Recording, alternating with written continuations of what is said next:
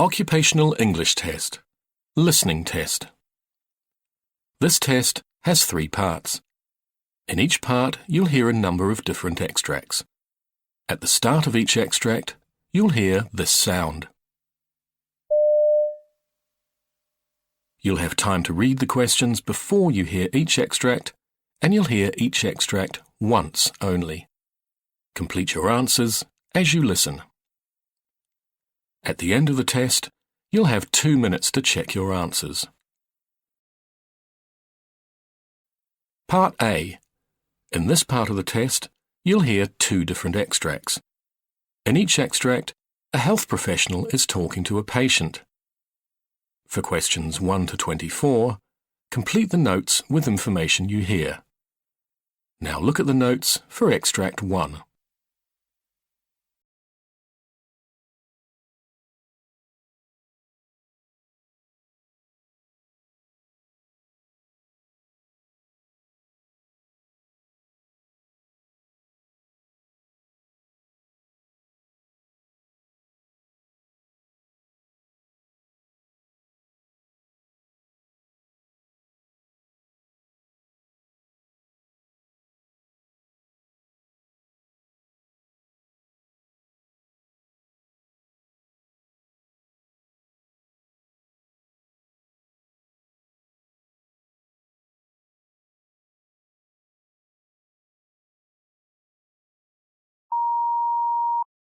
Good morning, Doctor. Good morning. Please be seated. Can you tell me about your problem? Doctor, since last year I've been having double vision whenever I wake up in the morning.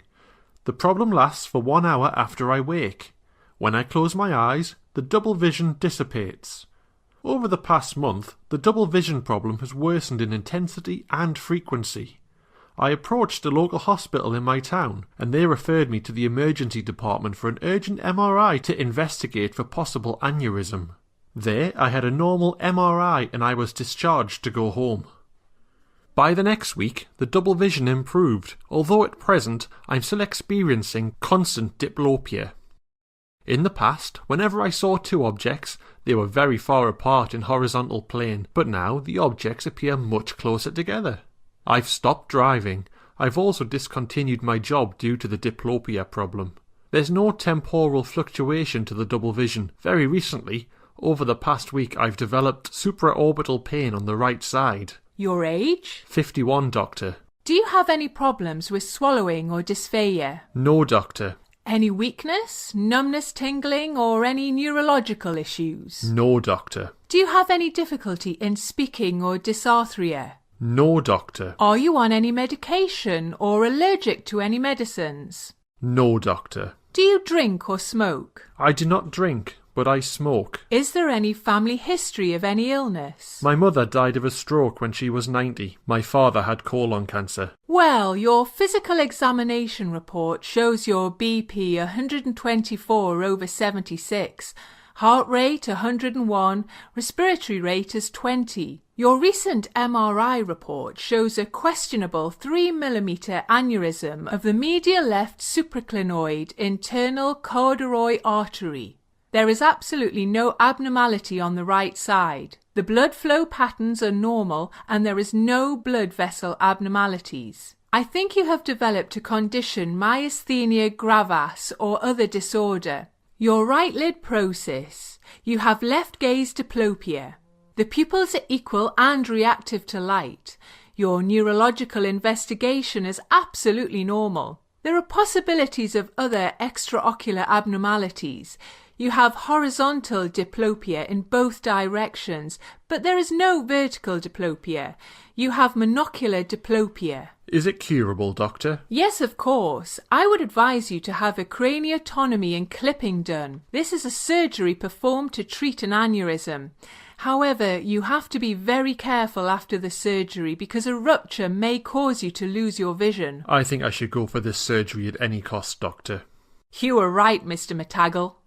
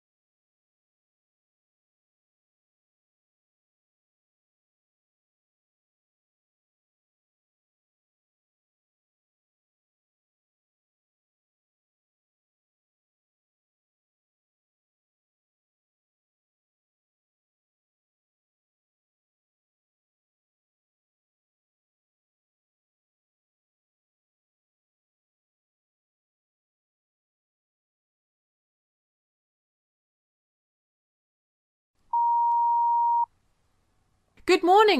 Tell me about your problem. Doctor, I wanted re-evaluation of possible idiopathic normal pressure hydrocephalus. Okay. What's your age now?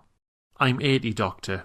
May I know when and how you developed this illness? Well, it started 12 months ago.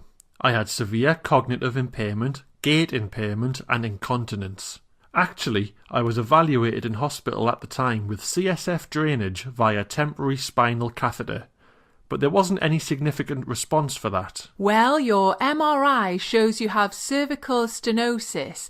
It seems you also had a cervical laminectomy and instrumental fusion 6 months back. Yeah, but there's no significant improvement. I think I've become worse now than I was a year ago. Practically, I'm unable to walk at all. I use both a walker and a support from an assistant to be able to walk or stand. Do you have any headaches? No, doctor. I think my memory has worsened.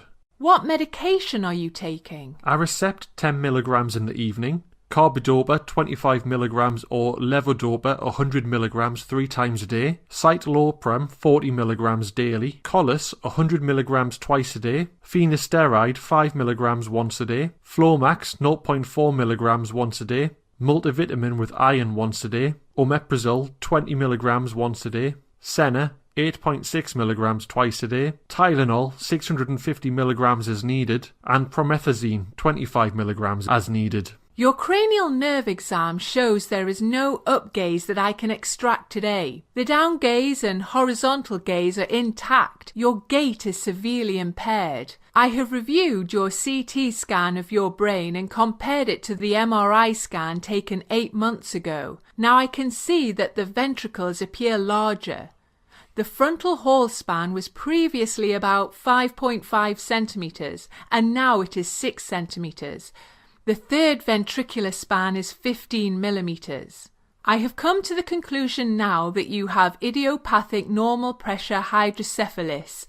There is a possibility of supranuclear palsy, incontinence and urinary urgency.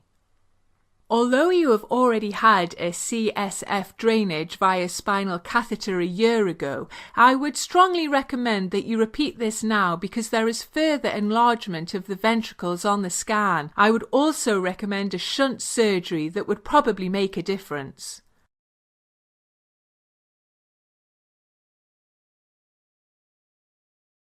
Part B. In this part of the test, you'll hear 6 different extracts. In each extract, you'll hear people talking in a different healthcare setting. For questions 25 to 30, choose the answer A, B, or C, which fits best according to what you hear. You'll have time to read each question before you listen. Complete your answers as you listen. Now look at question 25. You hear 2 doctors discussing the new device to ease breathing difficulties in patients with chronic obstructive pulmonary disease. Now read the question.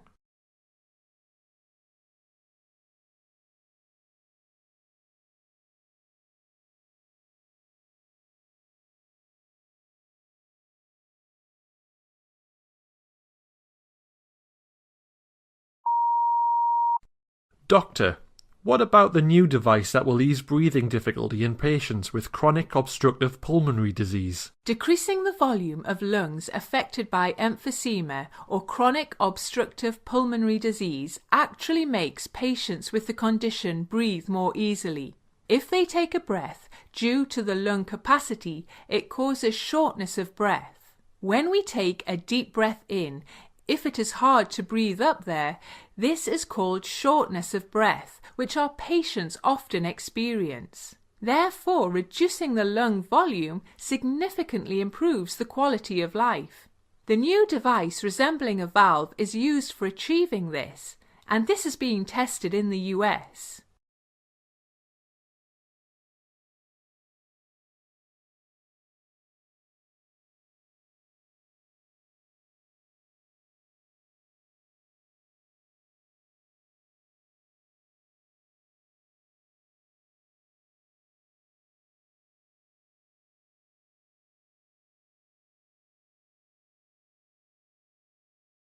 Question 26. You hear a doctor explaining to his nurse about functional gastrointestinal disorders. Now read the question.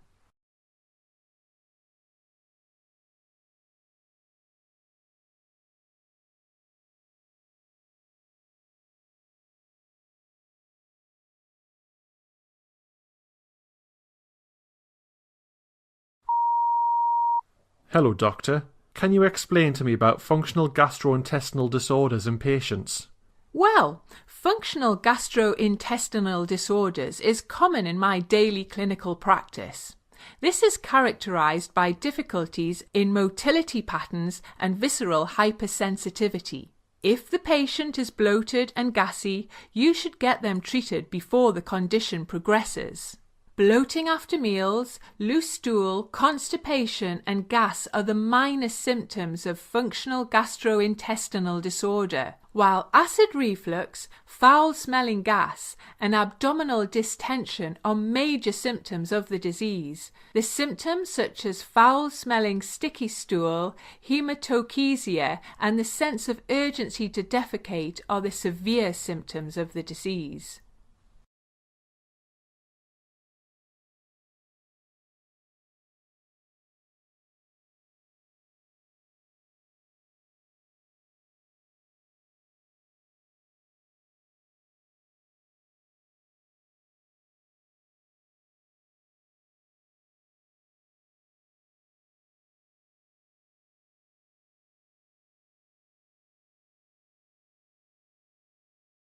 Question 27.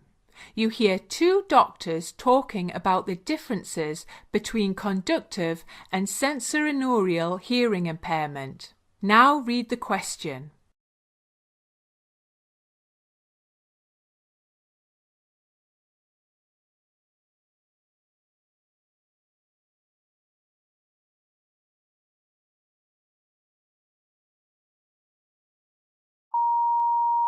Hello, doctor. Can you differentiate between conductive and sensorineural hearing loss? Well, conductive hearing loss occurs when a person experiences a difficulty in conducting sound waves anywhere along the route through the outer ear, meringa or tympanic membrane or middle ear.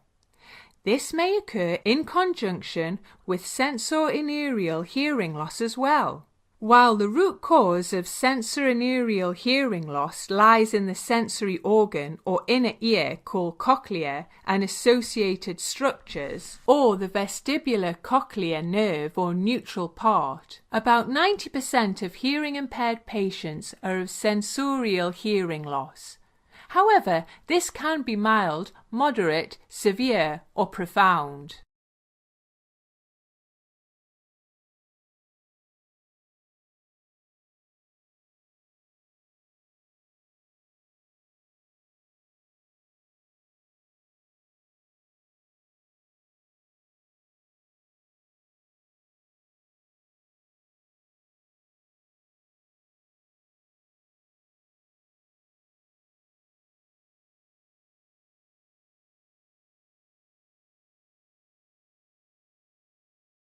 Question 28.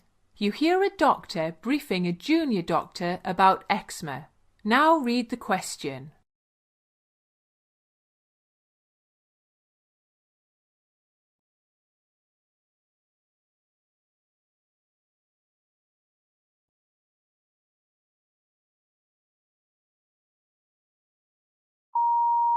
Hello, doctor. Can you please brief me on eczema? Atopic dermatitis or eczema is a type of skin disease that causes an itchy, non-contagious rash. It can affect people of all ages, however, it is most common in children. For some people, it is a lifelong problem. Eczema is considered as an inherited health issue and associated with food allergies, asthma, and allergic rhinitis. Normally, this condition occurs when the skin is inflamed and could not retain sufficient moisture. The condition is aggravated by moisture from sweating or humidity and by extreme dryness and coldness. The condition is also caused by stress, irritants, and specific foods or dusts and molds.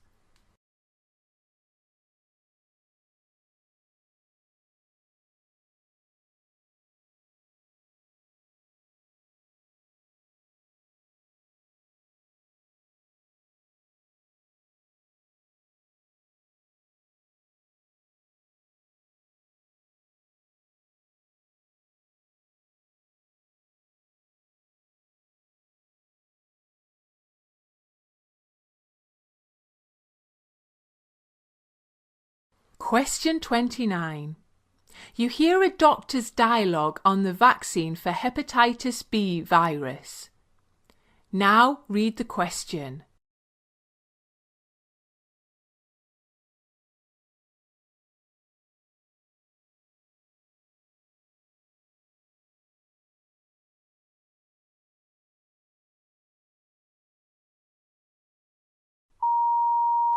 For patients with advanced chronic kidney disease, including hemodialysis patients, a higher dose of hepatitis B virus vaccine is recommended. A higher dose vaccination may improve the immune response of the patient significantly. The hepatitis B surface antibody titer should be monitored 2 months after completion of the vaccination. Thereafter annually, with a target titer of 10 international unit or 10 mil. The vaccination schedule should be repeated if the patients do not develop a protective antibody titer after completing the initial vaccination schedule.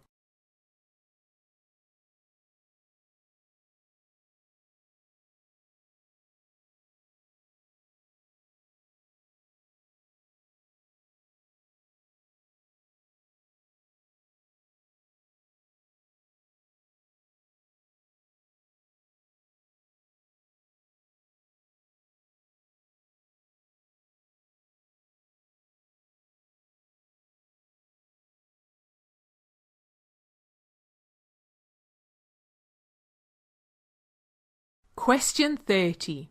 You hear a doctor explaining to his patient about a bone marrow biopsy. Now read the question.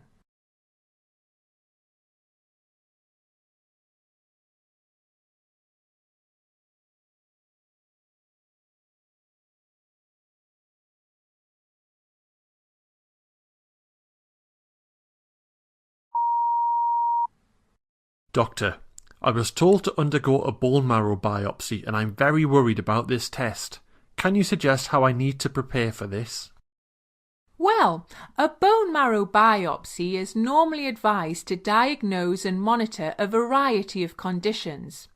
It can also be performed to diagnose or determine the extent of certain types of cancer. A bone marrow biopsy is performed through the procedure called a bone marrow aspiration to obtain a sample of the bone marrow, which is the blood-forming portion of the inner core of the bone. Usually, a bone marrow aspiration is taken from the pelvic bone called the ilium. That can be accessed from the lower back near the hip. The sample can also be taken from the center bone in the chest called the sternum, or the front of the pelvic bone near the groin.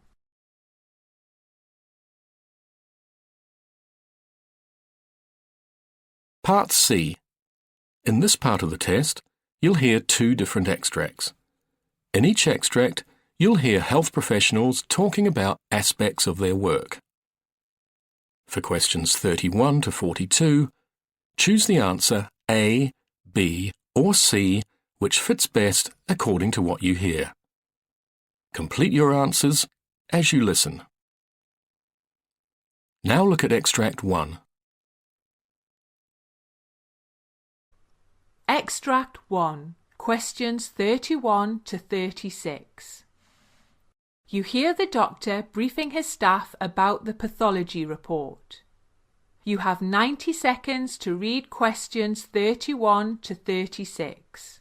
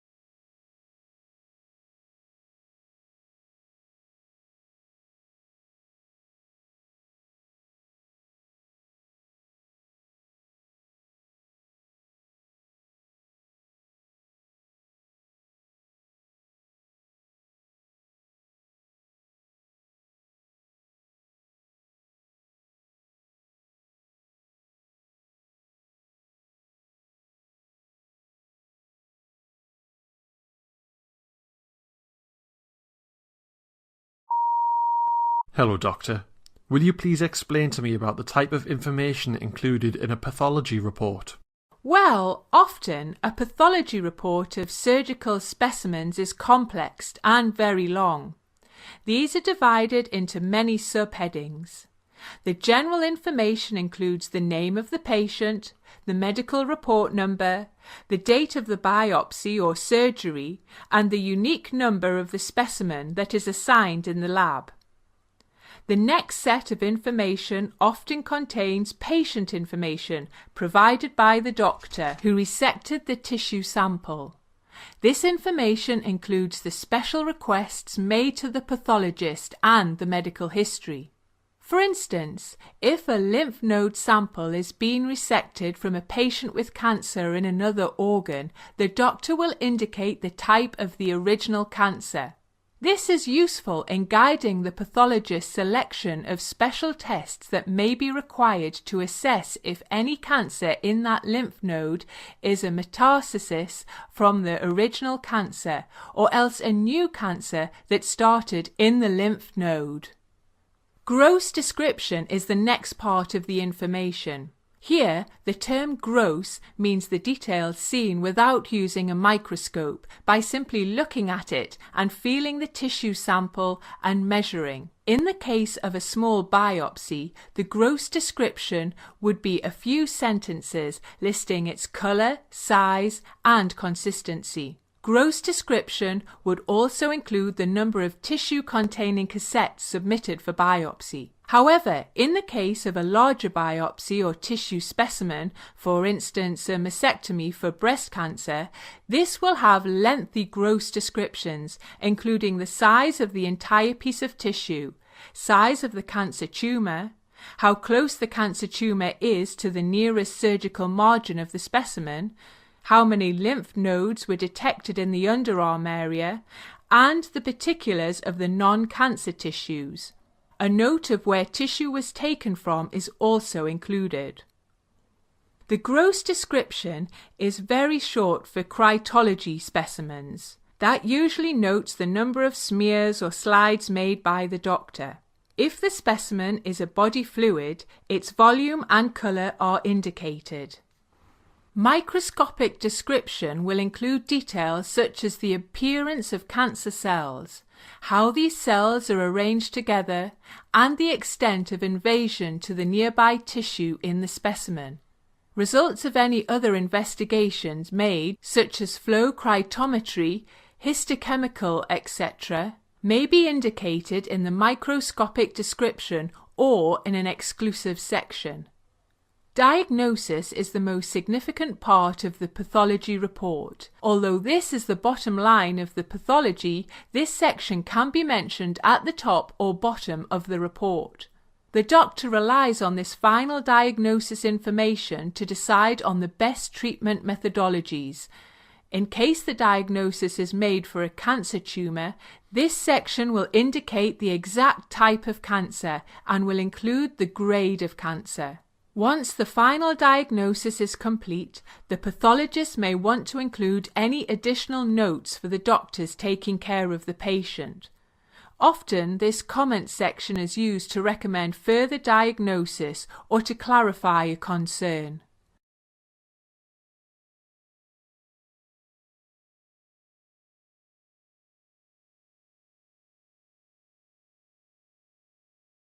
Now look at Extract 2. Questions 37 to 42.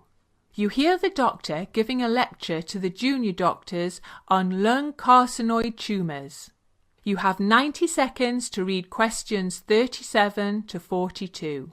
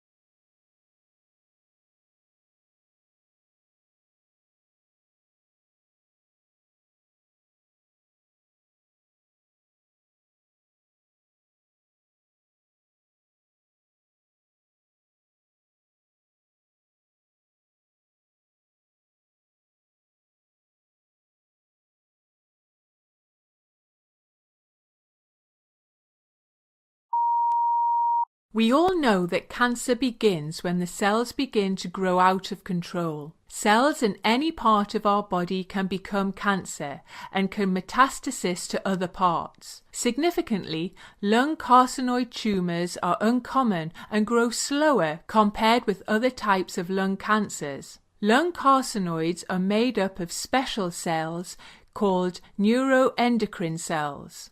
Before we try to understand lung carcinoid tumors, it is essential to know something about the structure and functionings of the lungs, as well as the neuroendocrine system.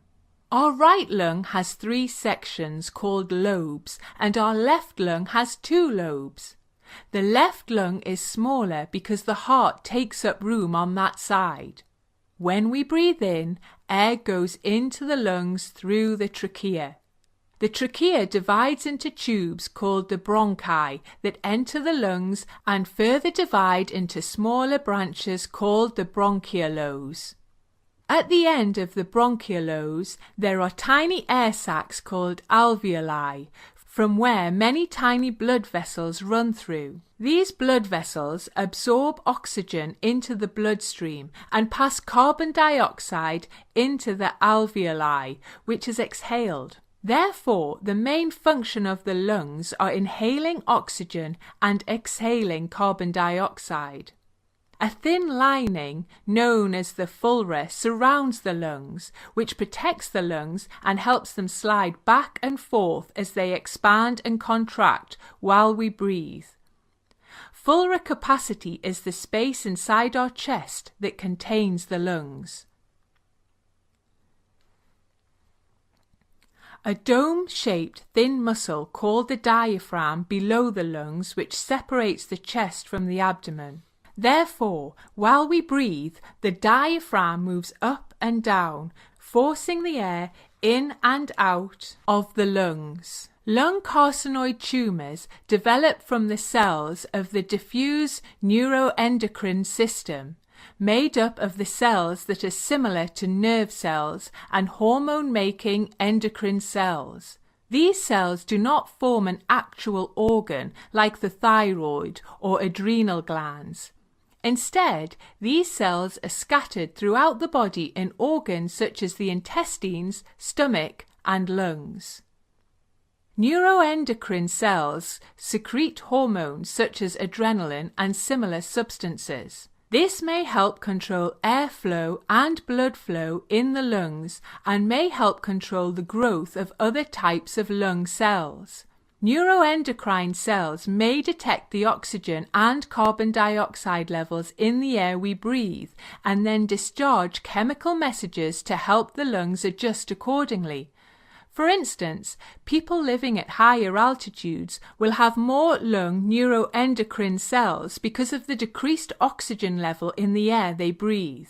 At times, lung neuroendocrine cells undergo certain changes, causing them to grow big and form tumors. These are known as neuroendocrine cancers.